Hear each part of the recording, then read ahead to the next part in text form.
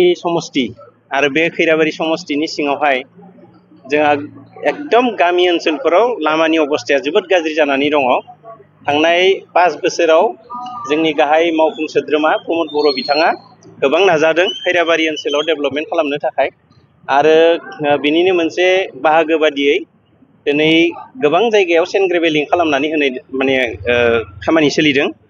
खैराबारियाव नै दायो टाउन गेजेरावनो बिराद गोथौ हाखरफोर बायदि जानानै दंमोन, बेखौ दायो ग्रेभेलिं खालामनाय जाबाय आरो बिनि अनगायैबो गासै 77 बुथाव मोनफ्रोमबो बुथावनो माने सेन्ड ग्रेभेलिं खालामनानै होनाय जागोन। आरो डेभेलपमेन्टनि बाथ्रा बुङोब्ला खैराबारि ओनसोला जुदिवबा थांनाय बाराव MCLA जों जेनदोंमोन, अब्लाबो बे इलेक्शननि उनावहाय प्रमद बर' बिथाङा दिनै सरकार दानाया 4.5 बोसोर जाबाय। बे 4.5 बोसोरनि गेजेराव खैराबारि ओनसोलाव गोबां डेभेलपमेन्टनि खामानि मावदों। जों बुंनो हायो खैराबारि कलेजाव 2 कौटिनि सायाव फैसा होबाय, जिखौ थांनाय दिननि सरकारफ्रा होआखैमोन।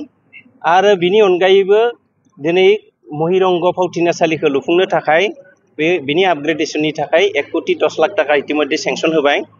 आईबीखौ बानायनायनि खोथा खम दिनावनो ताम्रेश्वर देवालयाव विवाह भवन 1 कौटि थाखानि मोनसे लुफुंनायनि बाथ्रा, आरेंपारा बाथौ थानसालिनि सोरगिदिं बेवहाय डेभेलपमेन्टनि स्किम होनाय जादों।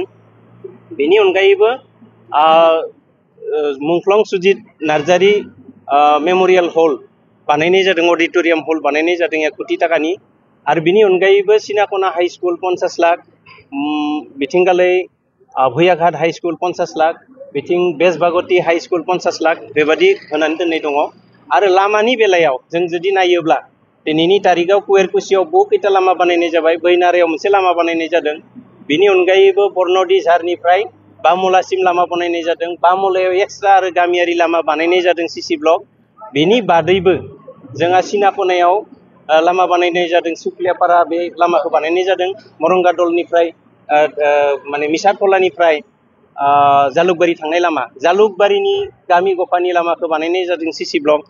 खैराबारि VCDCनि सिङावहाय जोंहा नैबे कसारिदागाव लामा बानायनाय जादों, कसारिदाग जामुगुरिनिफ्राय कसारिदाग एमइ स्कुलसिम लामा बानायनाय जादों। बेनि अनगायैबो पुब देवागुरि भेरगाव डेभेलपमेन्ट ब्लकनि साखाथिसिम सहैनाय बे लामाखौ बानायनानै होनाय जादों सीसी ब्लक। आरो बिनि अनगायैबो खैराबारि VCDCनि सिङावहायनो आरेंपारा सिमलिबारि गामियावहाय दोंनै लामा बानायनानै होनाय जादों। बेनि अनगायैबो आरो खैराबारि टाउननि गेजेरावनो जोंहा बे कलेजनि उनथिंजाय मोनसे लामा दङ, बे लामाखौबो सीसी ब्लक बानायनानै होनाय जादों। बेनि अनगायैबो VCDC अफिस बानायनानै होदों। ओरैहाय माने इतिमध्ये मोनबा VCDC अफिस बनायबाय, कमप्लिट जाबाय। आरो लामा भुयाघाटआव बानायदों, 2-3सो लामा। भुयाघाट जोंनि बे उइभिं सेन्टारनिफ्राय मुगावसिम थांनाय लामाखौ बानायनाय जादों। आरो बिनि अनगायैबो उइभिं सेन्टार खैराबारि समष्टिनि गेजेराव 2 कमप्लिट उइभिं सेन्टार बानायनाय जादों। आरो बिनि अनगायैबो जोंहा खैराबारि डेभेलपमेन्ट ब्लक जौगाखां खोन्दो, बेवहाय प्रमद बर' बिथाङा 1.5 कौटि थाखाजों माने बिल्डिंखौ बानायनानै होबाय। बिनि अनगायैबो खैराबारि डेभेलपमेन्ट ब्लकआव बाउन्ड्रि वालनि नामाव 10 लाख नि 20 लाख थाखानि माने स्किम हमनानै होदों। आरो गोबां बेबादि डेभेलपमेन्टनि स्किम माने बिथाङा दिनै खैराबारि समष्टियाव MCLA जोंहा गैयाब्लाबो गोबां मावदों। आरो नामघर, मन्दिर, थानसालि बेफोराव गोबां केटा आसनि होबाय। बिनि अनगायैबो सेल्फ हेल्प ग्रुपफोरनो फैसा होदों। अनेक खामानि डेभेलपमेन्टनि खामानि MCLA बेवहाय गैयाब्लाबो प्रमद बर' बिथाङा मावदों। दा जोङो बेनिखायनो बिथांखौ धन्यबाद होदों। फैबाय थानाय दिनाव आरो जाहाथे खैराबारि ओनसोलनि आरो डेभेलपमेन्ट जायो जों बेखौ आसा खालामदों। इतिमध्ये खैराबारिनि आईबी बहुत पुराना आईबी बेखौ बानायनो थाखाय 1 कौटि थाखानि बिथाङा फोसावनानै दोनदों। बेनिबो खम दिनावनो खामानि सोलिगोन। आरो बेबायदि फोसावनानै दोननाय स्टेडियाम मोनसेनि बाथ्रा बुंदों बिथाङा, आरो अनेक दंबावो। दा बेनिखायनो जोङो खैराबारि ओनसोलनि बासिन्दा हिसाबै प्रमद बर' बिथांनो जोङो रोजा रोजा साबायखर बावहरो। आरो डेभेलपमेन्टनि बेलायाव जथेस्थ' खामानि मावनो हागोन जों आसा फारिदों। आरो लामा गोदानै गोबां हमदों, सीसी ब्लक लामा दा इतिमध्ये जिब्लाक बानायबाय थादों। बिनि बादैबो माने ब्लेक टपिं लामा हमनानै दोननाय दङ, ब्रिज माखासे हमनानै दोनदों। खम दिननि मादावनो स्टेटनिफ्राय सेंसन जानानै फैसिगोन आरो BTR आव बेखौ माने डाबले दिहुननाय जागोन। ठाकुरियापारानि फुख्रि बेवहाय मोनसेयाव 30 लाख आरो मोनसेयाव 30 लाख, मोनसे गेस्ट हाउस जागोन बेवहाय 30 लाख आरो मोनसे माने कि आছিলে घाट मोनसे गाथोन बानायनाय जागोन बे गाथोनाव 37 लाख टाका हमनाय जादों आरो बिनि बादैबो VCDC अफिसखौ गयबारि VCDC अफिसखौ बानायनाय जादों झारगाव VCDC अफिस बानायनाय जादों सिनाखनायाव VCDC अफिस बानायनाय जादों खैराबारियाव बानायदों भगपुरियाव VCDC अफिस बानायनाय जादों भगपुरिनिनो पुक आटिलियानिफ्राय हमनानै खरामारा जानानै जोंहा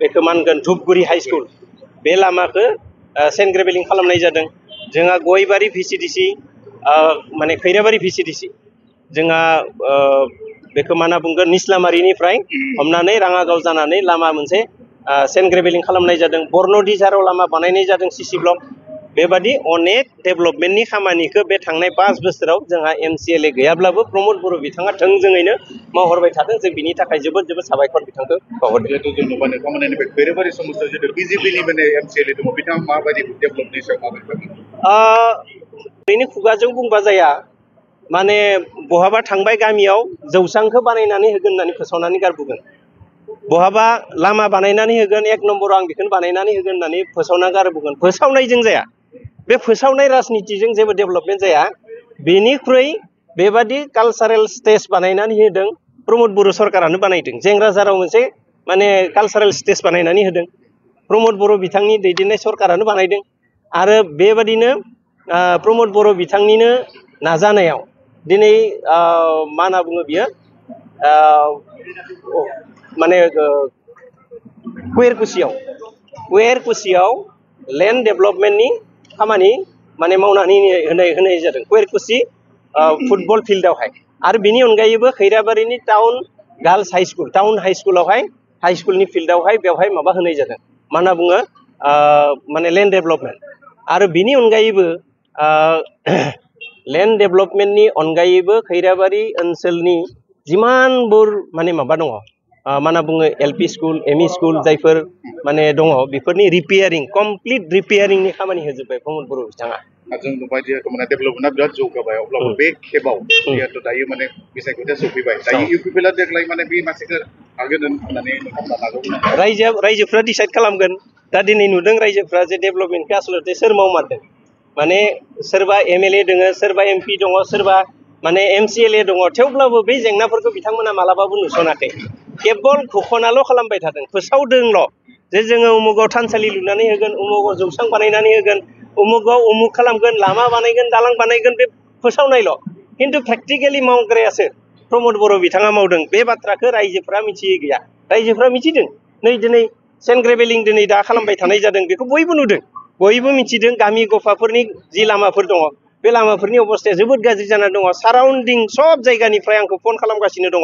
जे जोंनि गामि गफायाव थानाय लामाया बिराद गाज्रि जानानै दङ बेखौ बानायनानै होनांगौ गोबां बेबादि बाथ्रा आंनिसिमबो फन हरगासिनो दङ ब्लकनि आफादगिरि दङ बेखौ बिथांखौबो फन हरबाय थायो जों बयखौबो फन हरबाय थायो जोंनि पार्टिनि मानसिफोरखौ खिन्थु बुंनो थाङोब्ला दिनै MCLA दङ MLA दङ माने मा होनना बुङो MP दङ बिथांमोनाथ' डेभेलपमेन्टनि खैराबारि ओनसोलाव जुदि नायगिरोब्ला जेबोखौनो मावाखै दा बेनो आरो बयनिख्रुइबो सबसे गिदिर बाथ्राया बेनो जे बिथांमोना पावाराव थानानै मानो मावाखै आरो दिनै प्रमद बर'आनोहाय MCLA गैयाब्लाबो बिथाङा जे गावनि माने केपासिटिनि गेजेरजों गुबुन समस्तिखौ जेरैबायदि नायदों एटलिस्ट माने 50% खैराबारि समस्तिखौ डेभेलपमेन्ट खालामनो थाखाय बिथाङा दिनै नाजादों माने MCLA नि एबसेन्सआवब्लाबो बेनिखायनो बे खेबाव माने UPPLआ फैगोन आरो रायजोफोरा एकदम पुरा बेखौ माने नुदों आरो बिसारधाराया बिथांमोना निश्चय टाइमाव डिसिसन लागोन आरो जों नुदों UPPL नि प्रति रायजोफोरनि जितु इन्ट्रेस्ट बेयो जोबोद माने मोजां जानानै दङ जों बेखौ नुगासिनो दङ रायजोफोरनि खाथियाव थाङोब्ला गतिके फैबाय थानाय समाव UPPL खौनो रायजो राजाफ्रा बजबनानै लागोन आरो बिथांमोना UPPL नि फेभरावनो भट होगोन